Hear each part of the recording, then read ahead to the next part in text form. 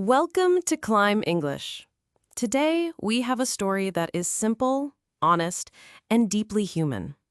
If you're here to practice your English listening and understand real-life emotions, you're in the right place. Please remember to like and subscribe so you don't miss any of our future stories. My name is Asha. I'm 37 years old. I live in a quiet town with my 2 children. My daughter's name is Tara, and my son's name is Arjun. I work as a nurse in a small hospital nearby. From the outside, my life looks calm and normal. But behind the smiles and daily routines, there is a story I want to share. A story of love, pain, and learning to find myself again. Let's go back a few years. I was married to a man named Vikram. We met when I was 21. He was 25, full of confidence, full of dreams. He made me laugh. He made me feel special. Every evening, he would write little notes and leave them on my desk. He once wrote, "You make every day brighter." I believed him. I believed in us. We got married 2 years later. The first few years were beautiful. We traveled, watched movies, made silly jokes, and stayed up late talking about the future. When Arjun was born, everything felt complete. He was a quiet baby who liked music and soft lights. 2 years later, Tara came along. She was wild and curious, always asking questions, always dancing around the house. Our home was filled with noise, toys, laughter, and love. I took a break from work to raise the kids. I cooked meals, cleaned the house, read bedtime stories, and kissed their little foreheads goodnight. Vikram worked in a bank. He came home late, but he always smiled when he saw the kids. He would hug me and say, "You're the strongest woman I know." I was tired, but I was happy. But that happiness didn't last. Something changed. At first, the changes were small. Vikram started coming home later than usual. He said he had more work, more pressure. I believed him. I waited for him at dinner, but he often said, "Don't wait, just eat." He looked tired, but not in the same way as before. His eyes didn't meet mine. His voice didn't carry warmth. He smiled less, and when he did, it didn't reach his eyes. He stopped asking about my day. He stopped noticing the little things, like the new curtains I had put up or the way Tara was learning to read faster. During meals, there was silence. I tried to talk, to joke, to bring him back, but he would just nod or look at his phone. I felt the distance growing like a wall between us, slowly, quietly. Then one evening, while putting away laundry, his phone lit up on the bed. I wasn't trying to check it, but the screen was bright and the message was right there. It said, "I miss you already." My heart stopped. The name on the message was Neha. I didn't know who she was. My hands felt cold. I waited until he came out of the shower and asked, "Who is Neha?" He looked at me for a second too long, then said, "She's just a colleague, it's nothing." But it wasn't nothing. I knew it in my chest, in my bones, in the silence that followed. That night, I lay next to him, awake, staring at the ceiling. I didn't cry, not then. I was too shocked to cry. I just kept asking myself, what happened to us? The next day, I still made breakfast. I still packed the kids' school bags. I smiled at Tara when she showed me her drawing. I tied Arjun's shoelaces and kissed his forehead goodnight. But inside, I was falling apart. I was holding a storm and pretending it was sunshine. I wanted to believe it was a mistake, that it would pass. But somewhere deep inside, I knew things would never be the same again. Days turned into weeks, and Vikram didn't change. He still came home late. He still avoided my eyes. He still kept his phone close, like it was a secret he couldn't let go of. I wanted to scream. I wanted to ask him everything. Why? When? How? But I didn't. I was afraid of the answers. One night, I sat alone at the kitchen table after putting the kids to bed. The house was quiet. I stared at my tea until it turned cold. I whispered to myself, "What am I doing?" But the next morning, I did it all again. I woke up, made breakfast, ironed school uniforms, packed lunches. I smiled at the neighbors. I laughed with the kids. I became someone who looked fine, but inside, I was hollow. I tried to talk to Vikram again. I asked, "Are you happy?" He said, "Why are you being so dramatic?" I said, "Because I feel like I'm disappearing." He didn't answer. He just left the room. That silence was louder than any scream. I stopped expecting anything from him. I stopped waiting for him to ask how I was doing. I stopped hoping for those small moments of connection. I became like a machine. Wake up, work, care for the children, cook, clean, sleep. Repeat. My heart wasn't beating with love anymore. It was beating out of duty. But even through all that, I never let the kids see my pain. And when they slept, I sat alone and cried quietly into a pillow. I kept asking myself, what did I do wrong? But I didn't have the answer. And neither did he. It was a rainy afternoon when I met Karan again. I hadn't seen him in almost 15 years. He was at the hospital with his niece. I didn't notice him at first, but he recognized me. "Asha?" he said, smiling. His voice pulled me out of my thoughts. I turned, and there he was, older, but with the same warm eyes. We spoke for just a few minutes, but something in me woke up. He asked, "How have you been?" I paused.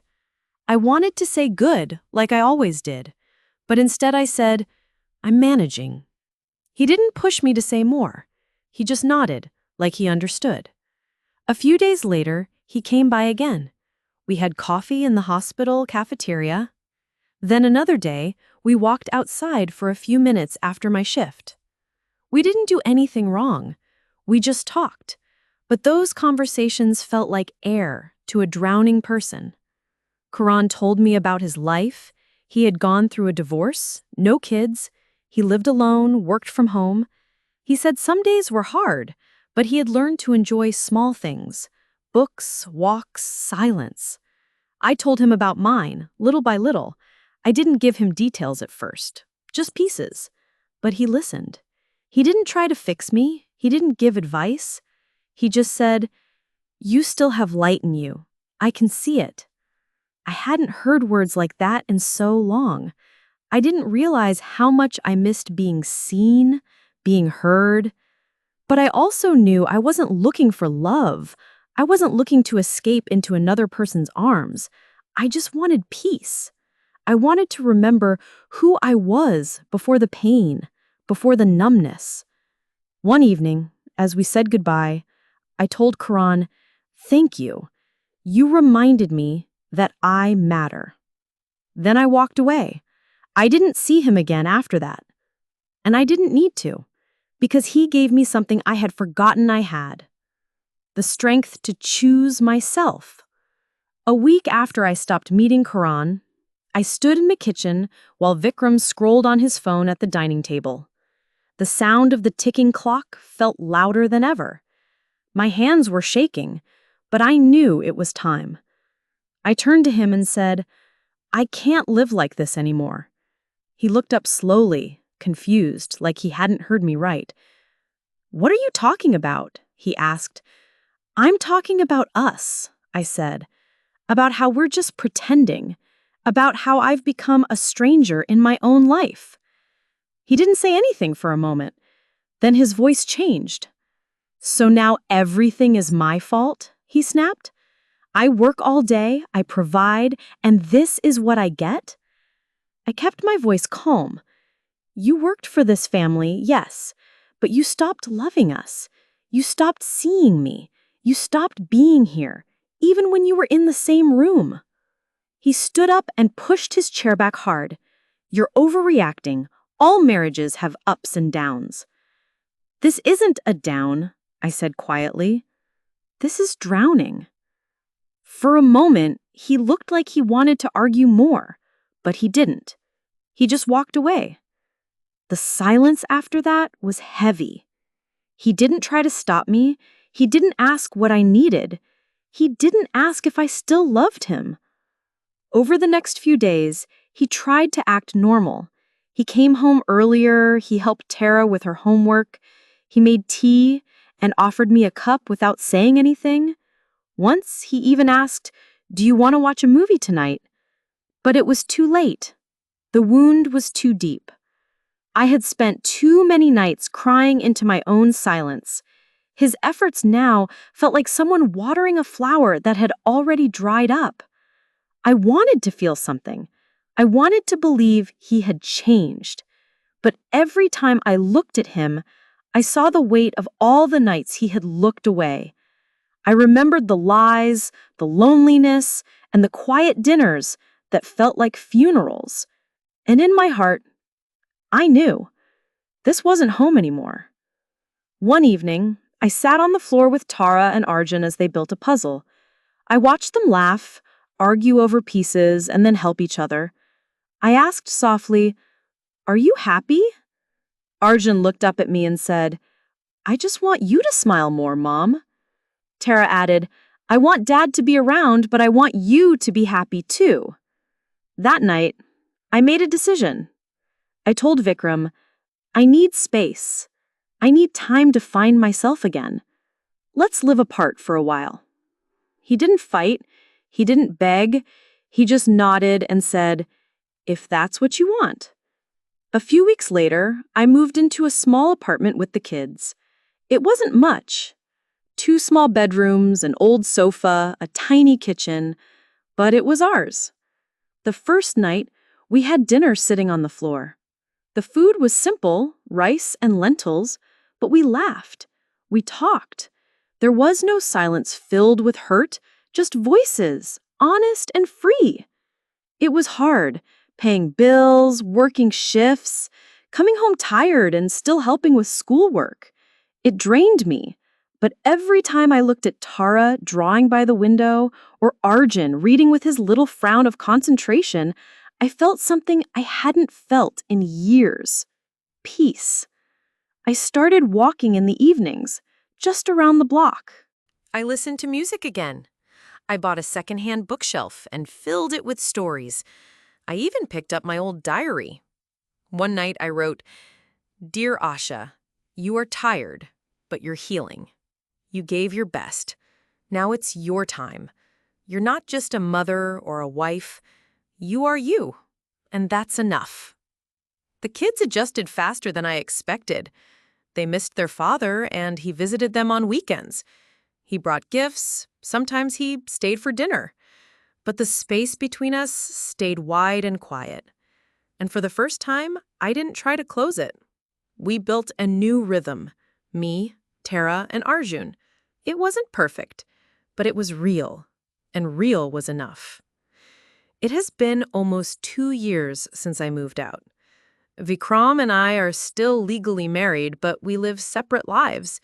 He calls sometimes, he visits the kids, he sends gifts on their birthdays. We are polite to each other now, like old neighbors who once shared a house but no longer share a heart. I am no longer angry. I have stopped carrying that heavy weight. I didn't forgive him because he asked me to. I forgave him because I didn't want to live in pain anymore. Anger was like drinking poison every day and hoping someone else would fall sick. I wanted peace more than I wanted answers. I still work at the hospital. I still come home tired. I still make dinner, fold clothes, help with homework. But now, I also sit by the window with a cup of tea and no guilt. I listen to Tara talk about her dreams. I laugh when Arjun makes up stories. I look in the mirror and no longer feel like a ghost. I see myself. I see Asha. Sometimes I wonder if I'll ever fall in love again. Maybe I will, maybe I won't. But I've learned that love doesn't always come from someone else. Sometimes it comes from choosing yourself, from not settling for less than honesty, from standing up when everything inside you wants to stay down. Now when I smile, it's real. It's not to hide pain or pretend everything's fine. It's because I am healing. I am growing. I am learning what it means to be whole on my own. And that, I think, is the most beautiful kind of love story, one where you find your way back to yourself.